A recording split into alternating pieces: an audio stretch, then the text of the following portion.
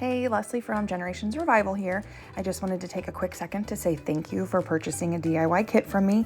It means the world to me that you support me and my small business.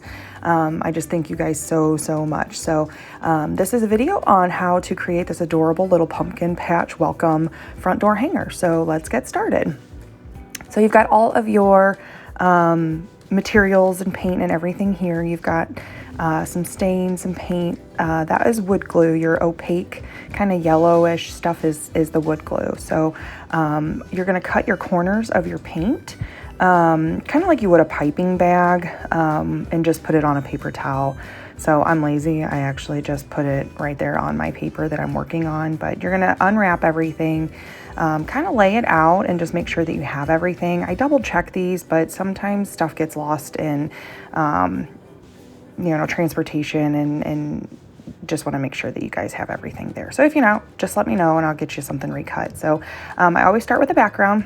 This has got engraved shiplap lines, so it just kind of makes it a fun, unique background. And what you're really going to do, and this is what I do with all of my signs, it's called a whitewash technique. It's just basically a way to distress without actually having to do all the work of distressing. So you just get a little bit of paint on your brush and you just basically dry brush until you run out of paint. When you start running out of paint is when you want to pick up a little bit more paint.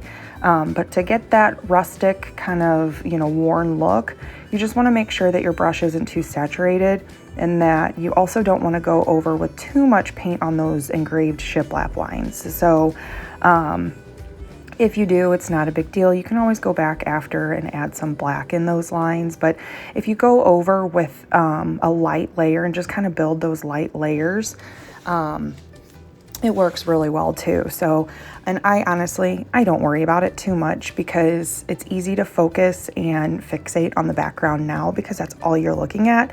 Once you get everything painted and put everything together, the background really does just melt and it's the background and nobody really pays attention to the details of the background. So don't stress. It's just a simple painting on. I kind of went back on and did a second layer to kind of make it just a little bit more, more colored, more solid. Still has that variation. That imperfect is what makes it look worn. But I just go back in and kind of add just a couple spots where it's a little bare and add a little bit more to make that color really pop. So here I think I'm cutting the black because I think I'm going to go back over a couple of those lines on those shiplap lines. And here I'm adding like just extra little marks. The key for doing this is that I just take that little brush and I go with the flat side of the brush and then I get more of that background color, and with a wet brush you just blend it all together. So you can leave them stark kind of how they are when you paint them on, or you can use that brush from your background and just kind of blend them in. It just gives it a little bit of dimension, breaks up the background a little bit. You can do as little, as much as you want. You don't have to do it at all. It's totally up to you. So set that aside, let that dry. And then what you do here is basically take your color, and I just take black and I just kind of sponge on small dabs, light layers. All of these are laser cut, so all of the edges are they're burned essentially, so they're all black. Don't worry about painting those edges and sides. If you use just a little bit of paint, kind of dab in your paint and then dab to the side to kind of get off that excess paint, and then just use real light dabs straight up and down, it'll cover really nicely and it won't necessarily look messy on those sides. So obviously with the black, you don't have to worry about it too much, but just keep that in mind when you're painting these other pieces. You don't have to worry about, getting in the grooves and everything. So here I'm going back and I'm taking the black too. You can use black, you can use red. The example has red. Some people have been doing black as well. So I use the end of the brush to kind of hold it down so that I'm not putting fingerprints in the paint, but kind of the same thing.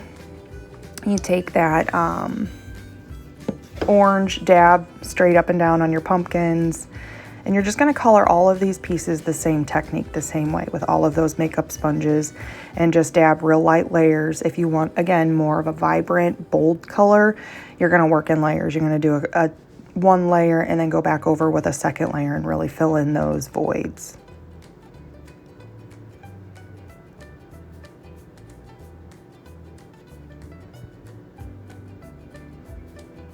And I went in, you can kind of see on the pumpkin too, with the little dark lines.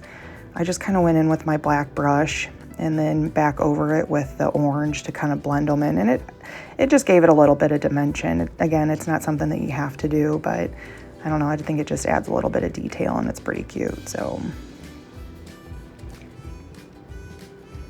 Now here, I'm actually painting the wrong side. And you see, I even checked it. I'm like, oh yeah, that's the side I need to paint.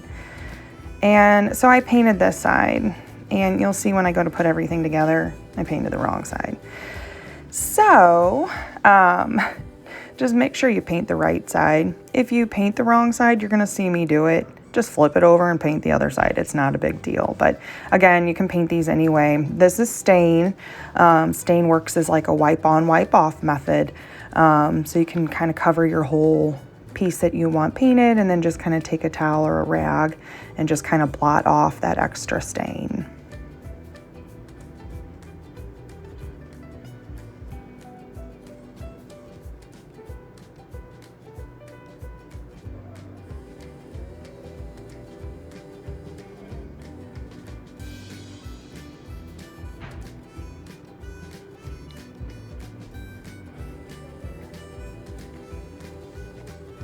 And I'm just blotting on that paint on these little letters.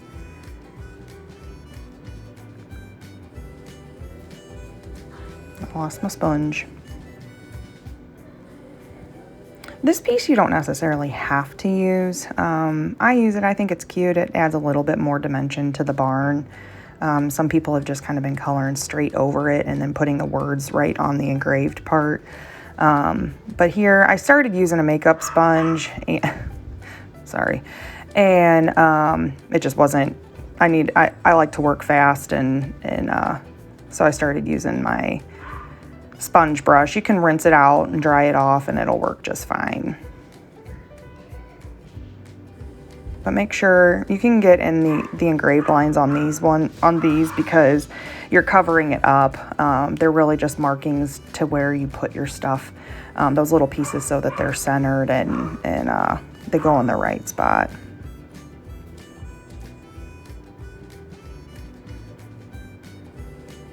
I finish this up and then I go back in again with a black brush and kind of outline, real light-handed. You'll see with like the skinny side of the brush, so not too wide of a brush stroke, but I just kind of add just a little line, like kind of here and there on the edges.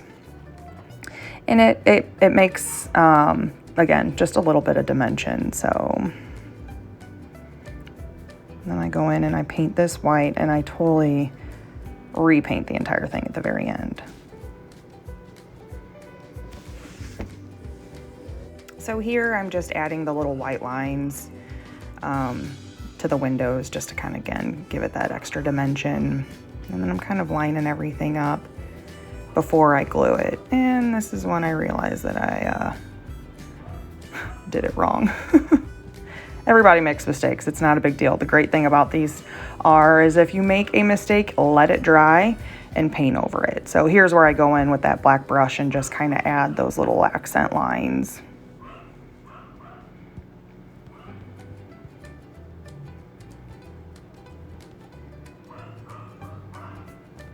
So with the glue, this is wood glue. So you just kind of cut the tip off like you would like a piping bag. I am using a nailer just for time's sake and videotaping these. But you're basically going to take the wood glue, spread it on the back, use your finger to spread around, and then press it on your sign. At home, I use soup cans. Honestly, they work great. They keep everything flat, and you really only need to set it for about 20 to 30 minutes. Wood glue does not dry clear, so keep that in mind. If you get a little excess or it like squishes out when you push it down, just take like a Q-tip or a paper towel corner and just kind of wipe off that extra. But everything's going to get glued down with that wood glue.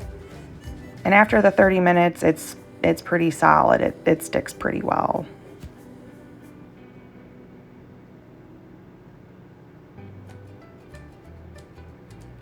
And again, just add glue, kind of rub it around with your finger to even it out. And then you're just gonna line everything up on those engraved marks on the back and where it needs to go. There's my other side I painted, covering it up with glue. And again, I use little headless pin nails because that's what I have at the shop, and just for time's sake again. So it doesn't really add extra durability. It just helps keep stuff in place while the glue dries for me. And then adding these little guys. I don't even nail those. But this is so cute. This sign is just adorable. It was super popular and a lot of fun to make. So when you put the rope in, you're gonna thread it through the back, tie a knot, do the same on the other side, and that's it. You can add a bow. I'm not a bow person. I am not good at bows, but super fun project, super cute. I love it. So if you guys paint this and take a picture and share it on social media, tag me. I would love to see it. But again, thanks again, and I look forward to DIYing again with you.